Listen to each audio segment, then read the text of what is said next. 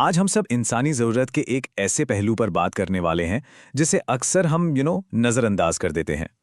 एक ऐसी ज़रूरत जो शायद खाने और पानी जितनी ही ज़रूरी है।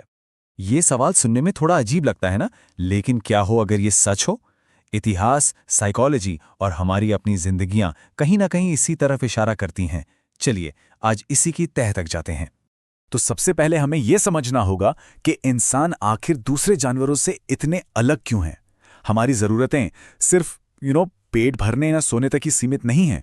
जरा सोच कर देखिए, कोई भी इंसान हर रोज सुबह क्यों उठता है? वही तनाव, वही दर्द, वही अनिश्चितता, और फिर भी वो आगे बढ़ता रहता है। ये सिर्फ जिंदा रहने की लड़ाई तो नहीं है, ये कुछ और है।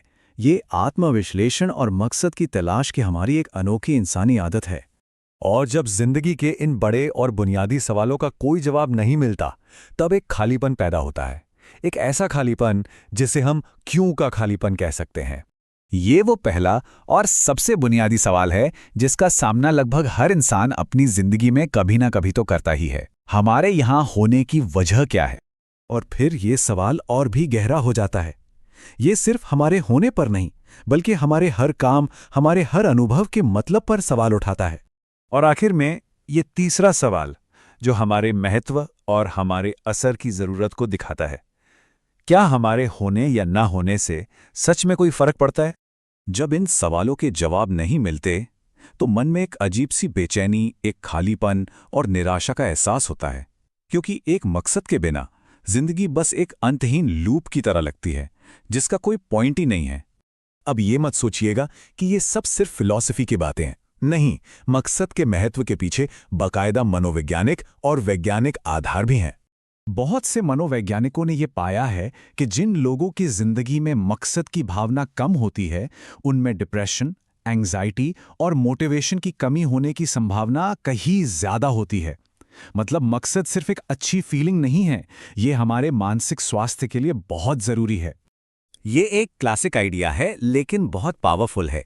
मकसद आपकी जिंदगी से दर्द को हटा नहीं देता, बल्कि उसे सहने की एक वजह दे देता है। जब लोगों के पास एक क्यों होता है तो मुश्किल से मुश्किल दुख भी सहने लायक बन जाता है। और यहीं पे कहानी में एक मजेदार मोड़ आता है। आज की दुनिया में हमारे पास पहले से कहीं ज्यादा आराम है, लेकिन फिर भी कई लोग पहले से कहीं ज्यादा खाली महसूस कर रहे हैं। ये एक विरोधाभास है। देखिए, आराम और मकसद एक ही चीज नहीं है। घंटों तक स्क्रॉल करते रहना, तुरंत मिलने वाला एंटरटेनमेंट और पल भर का सुख, ये सब हमारा समय तो भर देते हैं, लेकिन हमारी आत्मा को नहीं भर पाते। मकसद के लिए तो मेहनत लगती है, संघर्ष लगता है और एक दिशा की जरूरत होती है। तो सवाल यह है कि ये मकसद आता कहां से है? तो चलिए अब प्रॉब्लम से सॉल्यूशन की तरफ पढ़ते हैं। और सबसे जरूरी बात यह है कि मकसद कोई ऐसी चीज नहीं है जिसे ढूंढा जाता है। हाँ, इसे बनाया जाता है। कुछ नया बनाकर, किसी दूसरे की मदद करके, कुछ नया सीखकर और खुद को बेहतर बनाकर, या फिर किसी ऐसे लक्ष्य का पीछा करके जो हमारे लिए सच में मायने रखता हो। ये वो छोटे छोटे कदम हैं जिनसे कोई भी अपनी जिंदगी में मकसद पैदा कर सकता है। और हाँ, ये याद रखना बहुत जरूरी है कि मकसद की कोई एक परिभाषा नहीं होती। ये बहुत ही पर्सनल होता है। हर किसी के लिए मकसद का रास्ता अलग और अनोखा होता है।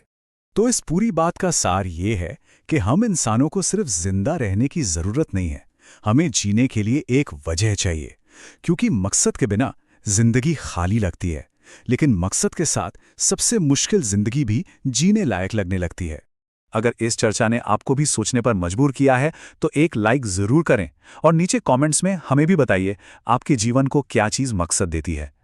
और इस तरह के गहरे और सोचने पर मजबूर करने वाले कंटेंट के लिए सब्सक्राइब करना ना भूलें। हमारे साथ जुड़ने के लिए बहुत बहुत धन्यवाद।